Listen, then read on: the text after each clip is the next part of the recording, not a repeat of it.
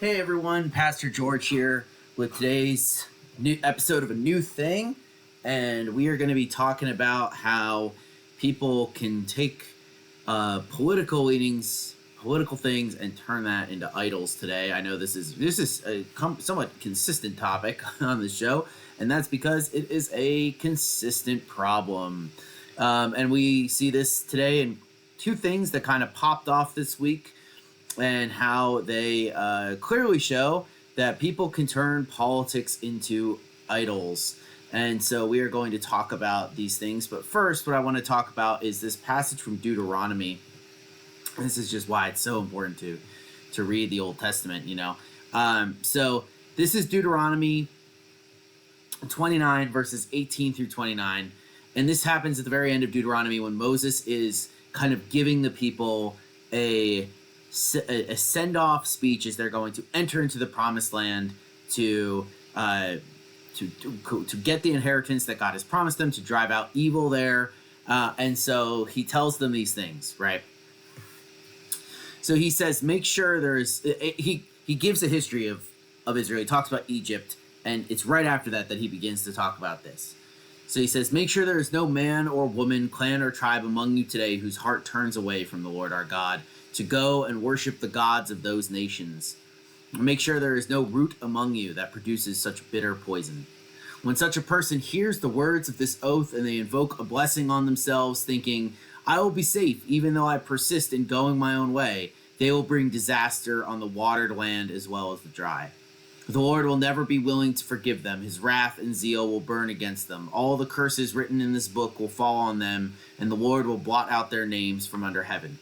The Lord will single them out from all the tribes of Israel for disaster, according to all the curses of the covenant written in this book of law. Your children who follow you in later generations and foreigners who come from distant lands will see the calamities that have fallen on the land and the diseases with which the Lord has afflicted it. The whole land will be a burning waste of salt and sulfur, nothing planted, nothing sprouting, no vegetation growing on it. It will be like the destruction of Sodom and Gomorrah, Admah and Zeboim, which the Lord overthrew in fierce anger. All the nations will ask, why has the Lord done this to the land? Why this fierce burning anger? And the answer will be, it is because this people abandoned the covenant of the Lord, the God of their ancestors, the covenant he made with them when he brought them out of Egypt. They went off and worshipped other gods and bowed down to them, gods they did not know, gods he had not given them. Therefore the Lord's anger burned against this land, so that he brought on all the curses written in this book. In furious anger and in great wrath, the Lord uprooted them from their land and thrust them into another land as it is now. The secret things belong to the Lord our God, but the things revealed belong to us and to our children forever, that we may follow all the words of this law. So that's our reading from God's Word for us today. So I chose this because over the past week, these kind of two things ended up becoming somewhat popular, sent around, and so I wanted to talk about them, especially in Christian circles with people who are very terminally online like me. So the first is this flyer that was handed out, or I guess this is by the size of it, judging on the thumb, not so much a flyer, but these little cards, I guess, that were being handed out to promote this church in Prescott, Arizona, called Kingsway Bible Church. And you'll notice, so this is the reverse side, I believe, and this is the front side, or maybe this is the front side and this is the reverse. I'm not quite sure. This is the information part, and this is like the ad part is what I would call this, right?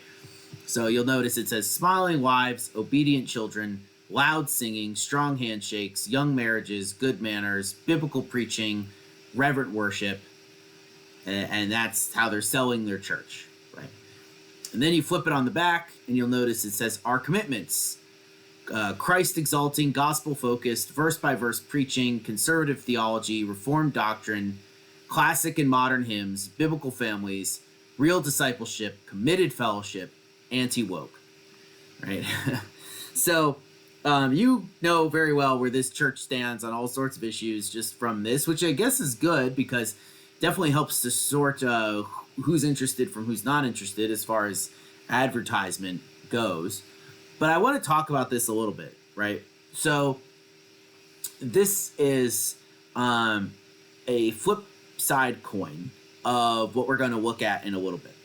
And I want to be clear here, right, that like a lot of this stuff I agree with. Like, I'm very reformed, right? I think it's great to exalt Christ. It's good to be gospel focused. I do so, but this is verse by verse preaching, but they're making that understandable because if they wrote expository preaching, people probably wouldn't know what that meant. But that's what I do, right? I preach through passages. That's kind of how my preaching style is. So I'm also an expository preacher.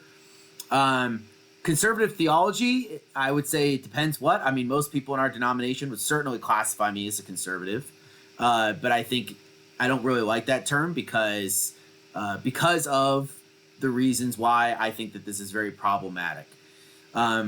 They talk about enjoying hymns, which is great. Hymns are good. I think this is especially them setting themselves against worship music, which many people who are very theologically astute do not like because they don't see it as deep enough or whatever. Biblical families probably has to do with roles of husbands and wives and children. So very, I don't even want to say it's traditional, but very, complementarian in that way. Real discipleship is great. Committed fellowship is great. And then, of course, you have anti-woke, and that's a political statement, right? This is not a theological statement. This is a political statement saying, hey, this is where we stand. We're against everything that woke means. Now, I think woke has become a nonsense term, not because it didn't once mean something, but because now so many things have been defined as woke that it's almost lost its entire meaning. It's one of those things. Kind of like racist. Actually, like racism has become so overly used that almost it's to me it's almost lost its meaning. So it's kind of funny that those two things are you'd view them as being different but very similar in a lot of ways. So anyway, but I also think that this is really important because this might be the big word terms, but this is really the stuff that they want to sell people on, right? Smiling wives. I don't know what they mean by that. I don't know. I think it means happy, right? I assume that's what it means. But it also, I think that it's this idea that they're happy because they know their place type of thing. Obedient children. Again, like, that's good. It's good to have obedient children, right? Loud singing is good. Strong handshakes. I think that this is clearly like we're manly men. We're men's men at this church, right? None of these no sissy men allowed at this church or whatever, right? One of those types of things. Young marriages, I'm not really a fan of that being a thing. I think churches should be intergenerational, so I don't really like highlighting young people as being a particular thing, although that is the important thing to do if you're listening to, church, whatever, consultants or something. Good manners. Hey, good manners is nice, but a lot of good-mannered people can do bad things. Biblical preaching, good. Reverent worship, good. I think it's interesting that those two are at the bottom, whereas over here they're at the top.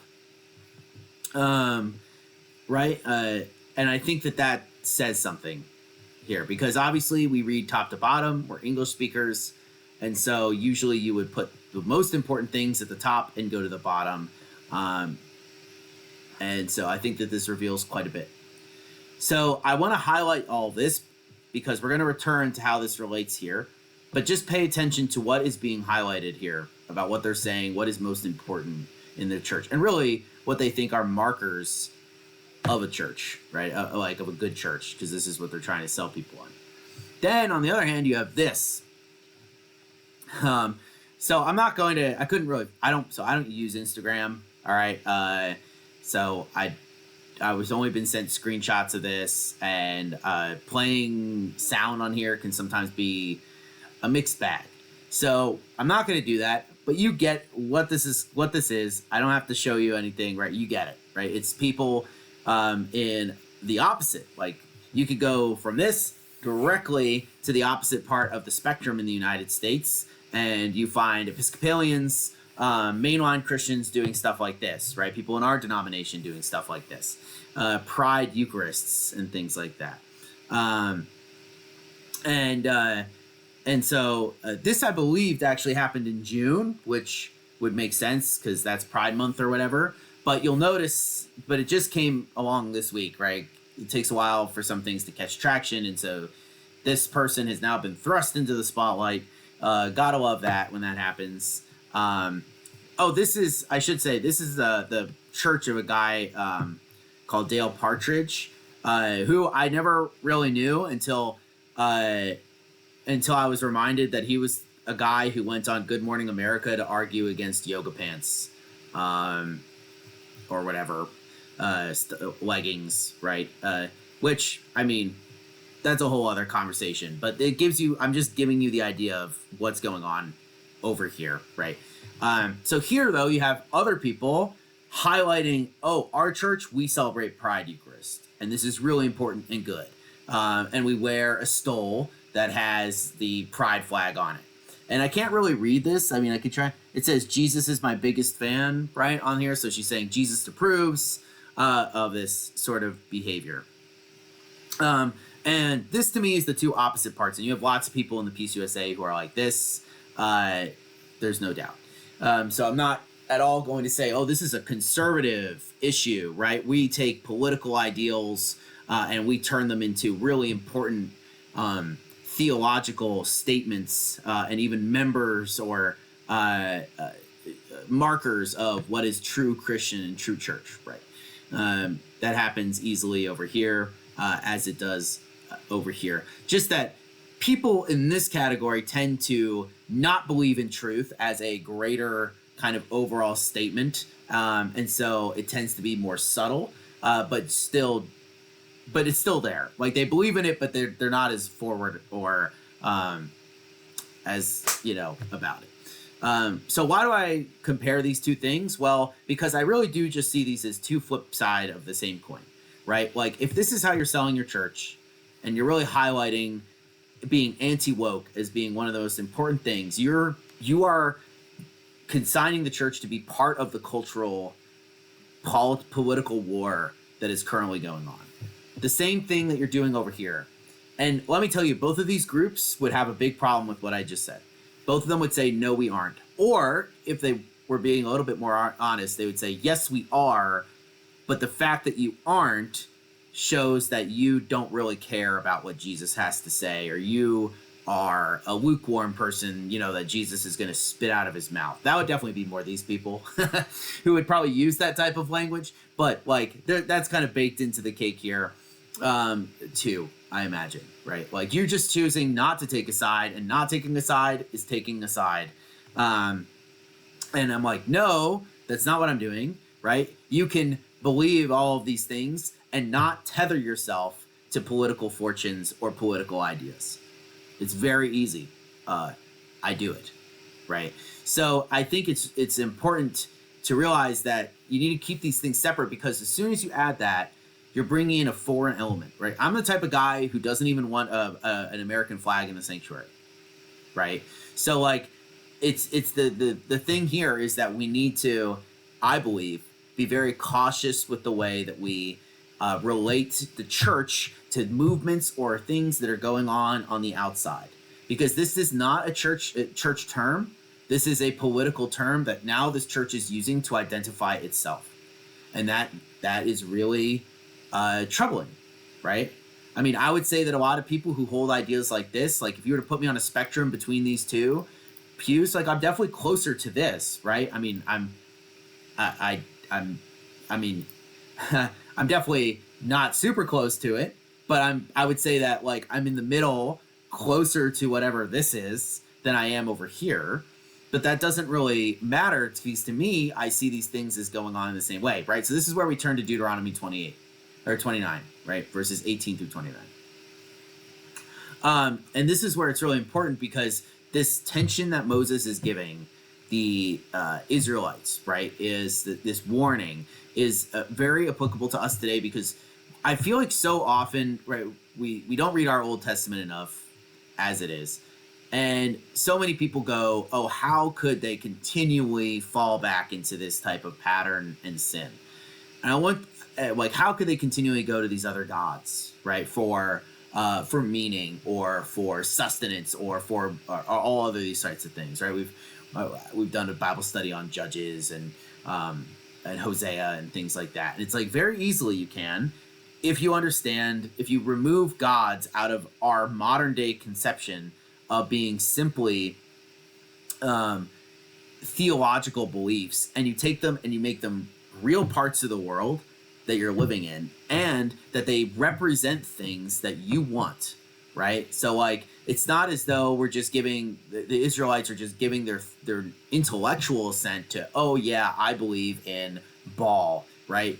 But if you actually are like, oh, Baal is also the god of fertility, and praying to him brings good harvests, and harvest means wealth, and or that this god is a symbol of this people that we really like, so we're going to adopt them because we hate Egypt, and this god symbolizes the opposite of that, so we are going to take on that god, right? This happened all the time in the ancient world, right? Gods were used this way in the Old Testament times, in the Iron Age, the Bronze Age, times like that, in order to say, to make statements like this. I mean, gods were associated with nations, and so praying to gods or not praying to certain gods had political overtones. We can't ignore that, right? I think that that's something we often miss because we think of gods in the way that we view them in our Christian age, our post-Enlightenment age, our age of religious freedom, and things like that, right? It's about like religious systems. Like there was no like sacred text in the way that we would understand for the Canaanites, or even for the Egyptians, right? Who we know a lot about their mythology and stuff like that. It was a lot more about what these gods represented and what they promised you. That was the benefit. And I would say that both of these groups fall into this idolatry that Moses is talking about, or if they don't fall into it completely, they're flirting with it real close. Because what they're doing is they're taking ideas of things and they're saying that's what the church is, right? The church is patriarchy. The church is, I'm sorry, we're talking about it like in a good way here. Like it's good, it's patriarchal, it's anti-woke, it's trad, stuff like that, right? And then, or on the flip side, you say the church is pro LGBT. It's pro open to everything. It's it's pro what the progressive viewpoint in the United States is. That is the church, right? And in reality, I mean, I would say this as someone who is reformed, right? Calvinist, whatever you want to call it. Like, I think that is the correct reading of Scripture. I wouldn't even say the true church is. Well, I would say the true church is Calvinist, but you aren't. It's not as though you're failing to be a true church if you are not, right? And that, by the way, is the opinion of Calvin.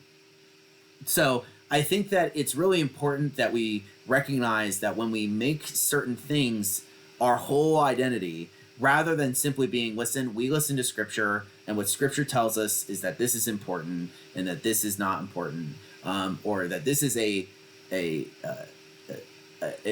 not a salvation issue, so we are allowed to disagree about this sort of thing, right? But in our culture now, we do not have a lot of sympathy for that viewpoint from both sides, right?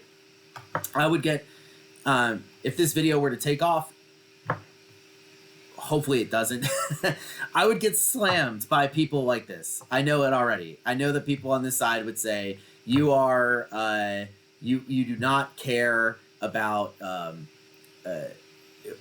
anything. Like, you don't care about the fact that Jesus's name is being dragged through the mud. You don't care about taking a stand against all these evils in our society, right? And then all sorts of people would say all sorts of very kind things about me, I'm sure, right? And so I just want to be clear that this is not an indictment of any of the ideas. Some of these ideas I think are bad, obviously, but it's mostly an indictment of the way that you are relating the church to political things that are going on the outside. And this has happened in the United States before. And of course, there's all sorts of ways you can complicate this, right? So, for instance, one of the ways this happened in the United States before was churches would divide over the issue of slavery, and it would be this happened in the Presbyterian Church, right? There were the Northern Presbyterians and the Southern Presbyterians, and I'm sure you can imagine what that dividing issue was at the time, right? And that is a political issue, right? Stance on slavery and things like that. Of course, we would say, hey, there's also theological problems and issues going on right there. But I would like to caution us to rather than think that every political issue is just as important as the issue of slavery, to stop and think back for a second and maybe go, at least we can have these sorts of political or ideological stances, but do we want this to be the face of what the church is? Or is that being disingenuous to the Bible and disingenuous to other people when we give them a false vision of that this is what the church is like when it is not? If you go to the Bible and you go to it hoping to find everything saying or agreeing with this anti-woke whatever, if you ignore certain passages, you're going to be able to get away with that. The same way that if you go here and you try to get the Bible to line up with a progressive ideas of marriage and gender and all other sorts of things, and you ignore certain passages, then yeah, you really easily can get to something like that, right? But if you're actually going in and you're going, hey, like, I want to be faithful to what this is, you're going to find a very mixed bag that's not going to comfortably sit you in a lot of places in the American spectrum of political engagement, which is really the dominant idolatry of our day. I believe that completely.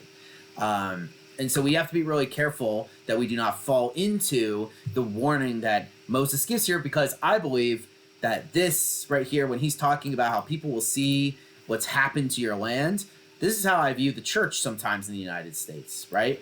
Calamities, disease-ridden, burning waste of salt and sulfur, right? And I want to be clear, it's not the end of the world. We're okay. The gospel message still goes out. People are still saved. I don't want you to think it's the end of the world or something like that, or that Christianity is dead and there's no way to bring it back, right? But just like the times of famine and punishment for covenant breakers in the Old Testament, like maybe that's happening to the church now because we are doing this sort of thing. I don't think we're beyond that sort of reproachment from God. Of course, it's not a permanent break. God is forgiving. He is merciful, right?